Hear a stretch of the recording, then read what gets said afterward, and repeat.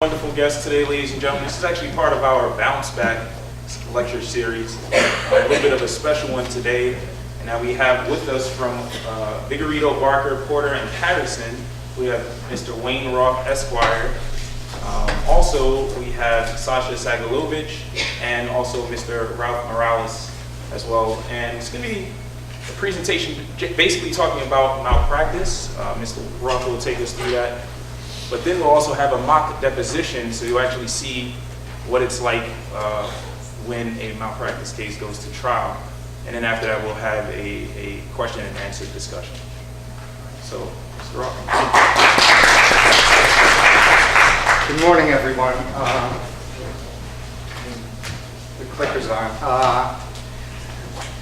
So I was lucky enough, or fortunate enough, to see the lectures that preceded me. I was impressed. Unfortunately, I don't think I'm as entertaining. So I'm going to give you a quick overview of medical malpractice, and you have a handout. Since we have some time constraints, and I'm sure you're more interested in the mock deposition than hearing me speak, I'm going to go fairly quickly. We've arranged it so there'll be some period of time when we're concluded that you'll have the opportunity to ask questions. So if you have any questions about the deposition, which we'll talk about, or questions about what I'm discussing right now, you'll have the opportunity to ask them. So this is briefly the firm background, which we could skip over. And as you could see, basically, malpractice lawsuits, the filings of lawsuits have decreased. For a while, they were on a trend decreasing. The errors, as you could see, in terms of the mistakes leading to medical malpractice actions are mostly misdiagnosis. In the pie chart here, it's 35%. In a recent study, retrospectively concerning emergency room visits, it was around 37%, and it was misdiagnosis, basically. Unfortunately, although the number of claims are decreasing, the payouts are increasing, as you can see demonstrated by this graph. The reason for that, which is obvious to someone who's in this field, to us who try cases, is essentially juries are awarding increasing sums of money for awards, and the appellate divisions, which when you appeal an award, the appellate division determines whether the award is reasonable or not. There's a different standard, and they're sustaining increasing amounts of awards for pain and suffering and other damages. And so the payouts have been increasing. And this is just a graph, payouts by state, and I guess you're not going to be surprised that New York is in red, meaning over $300 million, which is among the higher states. And the top states per capita, again, New York is the lead state. And I assume that some of you may be in your fourth year, you probably all have jobs. But for those in the third year who are thinking about where you should practice, these are the bottom states per capita in terms of malpractice payouts with respect to that. So the elements of the malpractice claim basically are a departure from good and accepted practice. Lawyers also call it deviation, and proximate cause, which means that the departure was a significant contributing cause to an injury, whatever the injury is in the particular case. The plaintiff's attorney has to call an expert witness, a doctor, who must testify that there were departures or deviations from acceptable care and that they were a significant causative factor. The doctor does not have to be in the same specialty as the claims in the case. So in other words, you might have a case involving emergency medicine and plaintiff's expert might be an internist, or it could be a neurologist, or it could be anything else. And that's the same as in other fields with respect to that. So the definition of medical malpractice, and essentially what I put up here is so you have some understanding During a jury trial, at the end of the trial, the judge tells the jury what the definition of medical malpractice is, and the judge defines it as a departure from the standard of care. And basically, it's how a reasonable practitioner would act in the same set of circumstances. So the judge will charge the jury that if you have a bad result, that does not mean that there was malpractice. And also, if you are exercising judgment, so in other words, if you have two or more reasonable alternatives for treatment and you elect one of them, that an alleged mere error in judgment does not constitute malpractice with respect to that. It doesn't matter whether you paid for your service or not, that's irrelevant. And since you're all in the emergency program, I just threw in something about the Good Samaritan law. So essentially, if you're out of the hospital or in a medical office and you're coming to the aid of an individual and rendering emergency services with no expectation of being paid, you can't be sued if you were negligent. You're held to a higher standard. You can only be sued if there's gross negligence, which is also termed recklessness. So guidelines. Guidelines is a fairly complicated topic in terms of evidentiary law in New York State, but it's always best that if you're following the guidelines in your particular field and treating a particular condition. Okay, time limit to bring an action, just generally, we call it the statute of limitations. So if you're being sued and you were not in HHC hospital, municipal hospital, if you're in private practice, generally it's 2.5 years from the date of the malpractice. With respect to a municipality, which includes health and hospitals, it's 1 year and 90 days, so it's significantly shorter. There are some tolls, so in other words, the statute of limitations is extended. One of them is continuous treatment, which really doesn't apply in an emergency room setting. The most significant one is infancy. Infancy is anyone under 18 years of age, and the toll is extended for a maximum of 10 years.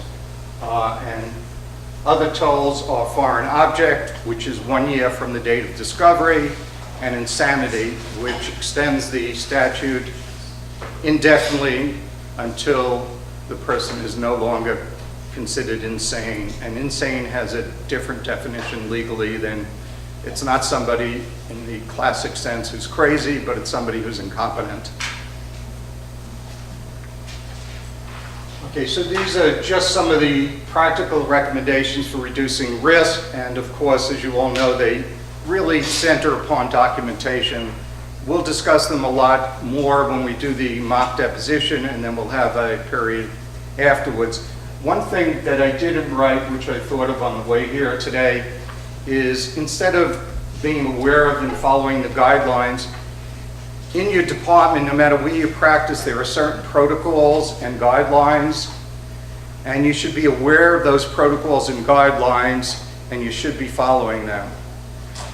So in a malpractice lawsuit, the plaintiff will often seek to obtain copies of those protocols and guidelines in the particular case.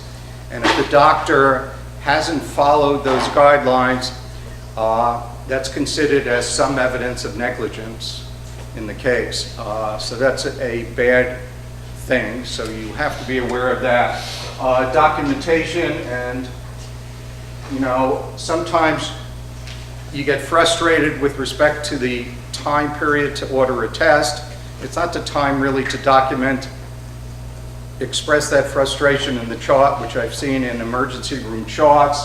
It's also not the place to express disagreement with colleagues. I have a case right now that otherwise is probably medically defensible, but there are notes by one service which is critical of the other service and says that the other service should surgically intervene, and the notes keep on escalating throughout the chart with respect to that, from And so that makes it very difficult for an attorney to defend the case because the plaintiff's attorney claims that we should have surgically intervened. In support of that claim are going to be notes throughout the chart by different services agreeing with that contention. And if those witnesses are called to testify, they're going to be forced to testify that they thought surgery was indicated. And it creates a big problem in defending the case. Also, everybody knows about electronic medical records. You all know about the audit trails. Remember that the records are transparent and that any changes can be seen, and that there are some requests in discovery that we supply audit trails. Okay, so we're going to go through a lawsuit real quickly, and although I've never been sued, I imagine kind of this is the way I'd feel if I was sued. Like, I'd be pretty upset, and I'd be wondering about the money that's being requested. So that's the initial reaction, and these are things that you should not do, and it may seem reasonable, but in our experience, people do this, and because physicians, you know, are really upset, they panic. So you shouldn't go into the chart and alter any notes or create additional ones. And there are a number of cases that we've handled over the case where a doctor is sued, and the doctor realizes that he or she didn't document conversations that they had with the patient earlier, and so they go back into the chart and then they create additional notes, or they change their notes to reflect those conversations. That doesn't go over very well with the jury, okay? I tried one particular case where I knew that the doctor had rewritten all the notes, all his notes. He was in a group practice, and I assumed that the plaintiff's attorney had known about it, but she opening as an opening statement to the jury, and when she gave an opening to the jury, she didn't mention that anything about it. She was going to spring it on when my client took the stand. But in my opening statement, I told the jury about it, and I basically told a story that jurors kind of accepted, which to me was kind of laughing, ridiculous, but you know, basically that the doctor had spilled coffee on his chart, so we had to rewrite the chart later on, and that they could completely ignore the chart in deciding the case. And actually, I was the only defendant in the case to get a verdict in my favor. So the jury did that. Don't make personal notes summarizing key events. So basically, I don't know, sometimes after an event happens, you know that the person, you have a meeting with the person, they threaten to sue, and the doctor decides to make a personal note to him or herself summarizing the events and the perspective of what occurred. Don't do that. Those notes are discoverable, and it does not help the doctor's position or defense. You shouldn't talk to friends and colleagues about the case. So I know when you get sued, first inclination is talk to your friends and talk to them about it. Said, I got sued here, I treated this patient for X and Y. The problem with that is those conversations are discoverable. So you'll be asked under oath about those conversations, and anything you say to somebody else, unless it's in a Q&A setting, is admissible. It's an admission. Yes? Does that include spouses? No. This is spousal privilege. And I just had a deposition where, in a case where the resident was a resident in emergency medicine, person she wound up marrying was an attending in a different field, and they were both involved in the care, and so there was a lawsuit, and the plaintiff's attorney tried to ask her about what her husband had discussed with her concerning the care, and also what he discussed concerning the deposition. And that's one of the rare examples that I was able to object and not allow the witness to answer the questions. Okay? You should engage in any electronic communications about the case, and the reason that I put this in is I have a friend who's an ER doctor, and I don't know, and this recently happened, and she saw a patient who came in the hospital. She treated the patient, she discharged the patient. 5 days later, the patient returned to the hospital and basically with a pulmonary embolism and more or less was dead on arrival. And the attending who treated her then knew that she had been treated before, and the attending wrote her an email, basically. I guess he felt very, very upset about the death. She was a young woman with, 3 children, basically saying to her, essentially, the patient came back, she was treated, she died, you should have diagnosed this 5 days ago, how did you miss it, and so forth and so on. And she, feeling extreme guilt over it, responded to those emails, and they had an email correspondence back and forth. Those electronic communications are discoverable. So at the deposition, if she's asked about that, plaintiff's attorney can get copies of those, and obviously those would be admitted into evidence as admissions. So don't do anything with respect to that. So things you should do, basically, is advise your hospital risk manager if you're in private practice, your insurance company.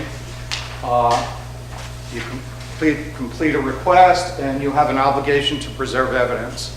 So that's records, email communications of the like.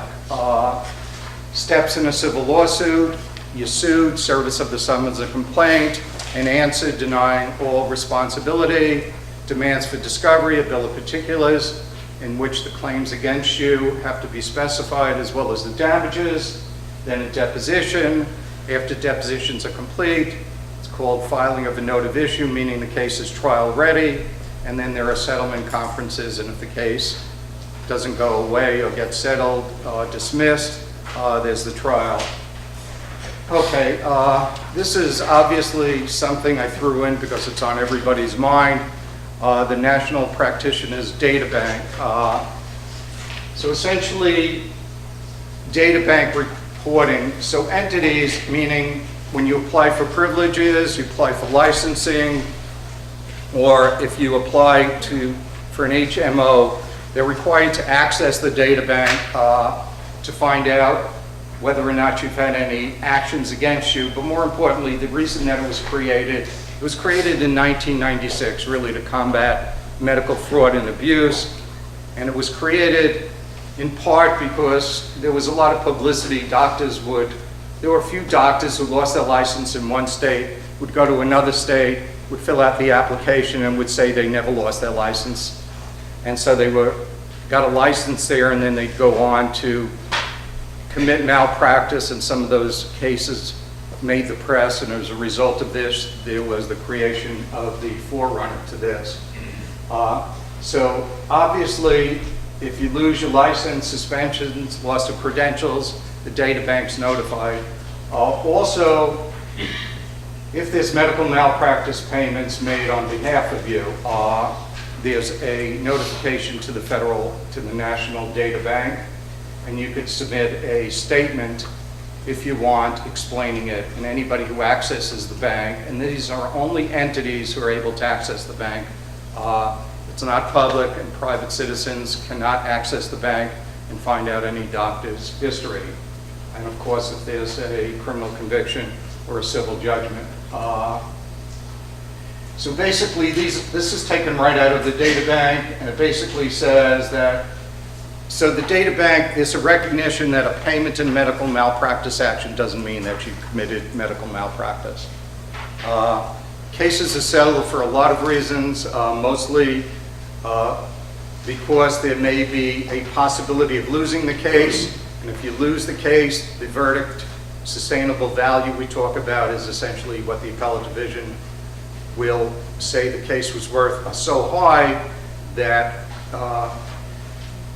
the health and hospitals or an insurance company will decide that it doesn't economically, it makes sense to settle the case, so it's settled. So I wrote payments by an individual are not required to be reported. So some people disagree with me about this. So essentially, there are doctors in private practice who are sued, and they're going to settle the case, and they don't want to be reported to the data bank, and some of them want to pay the money out of their own pocket. And the question is, if they pay it, is that reported to the data bank? I don't think so, because the only people reporting who have an obligation to report to the data bank are entities, but they're individuals who agree with me. So if you're ever in this situation, you're going to have to seek legal advice before you do something like that. And it only applies to licensed people who have licenses. So those of you who don't have your licenses, if you're worried about that, put them off as long as possible. So if you're a resident in a lawsuit and the case is settled on your behalf, but you're not licensed, there's no reporting to the National Practitioners Data Bank. The deposition is basically, it's an examination under oath. There's a stenographer taking everything down. It can also be videotaped. As I indicated, you must answer pretty much all the questions, except those that are privileged. And of course, one of them was spousal, attorney-client is another one. And that your attorney basically is prohibited from objecting and refusing and directing you to not answer questions. And that arose because oftentimes during depositions, attorneys will be aggressive and they won't want their client to answer questions that will elicit damaging testimony. And, but we're not really permitted to do that, and there are no time limits on the deposition. So the deposition of you can last a day or it could last 2 or 3 days. Okay, so this is basically just a brief outline of the mock deposition that we're going to do, the facts in it. So it's basically a sure. So when you give a deposition, occasionally your attorney will object, and then they say they just want to get in there for the record. Is that taken out at some point? People can't see it? Okay, so basically, you have to object to questions that are improper as to form, okay? But you let your client answer them. If you object and direct your client not to answer the question, they don't answer them. If you object, so what happens in trial, the other side has a right to read your deposition testimony to the jury. And in fact, the judge at the end of the trial will tell the jury that your deposition testimony is entitled to the same weight as whatever you've said in court. So what happens in trial is that if the attorney for the other side reads a question that you've objected to, even though your client's answered, you would discuss that with the judge outside the presence of the jury, and the judge would decide whether or not your objection was appropriate. If the judge agrees with you, then the other side will not be able to read that question to the jury. Okay? So this 24-year-old woman, she's 1 week postpartum, and she presents the emergency room with complaints of abdominal, back, and flank pain. She's diagnosed with the diagnosis that it's musculoskeletal, and then she represents within 18 hours, and she's septic, and she's admitted, and she's diagnosed with pyelonephritis. Maurice, this morning, a few minutes ago, thought he was going to be the doctor that we were questioning, which would have been a lot of fun for us. No offense to Maurice, but it would be really difficult for anybody to go through this without having know what a deposition is about or being prepared by an attorney. So Ralph Morales, who's my partner here, he's going to be acting as the doctor in this case, and Sasha Sagalovich is going to be the one doing the questioning, and when it's done, we'll talk about it and things that shouldn't have been done, okay?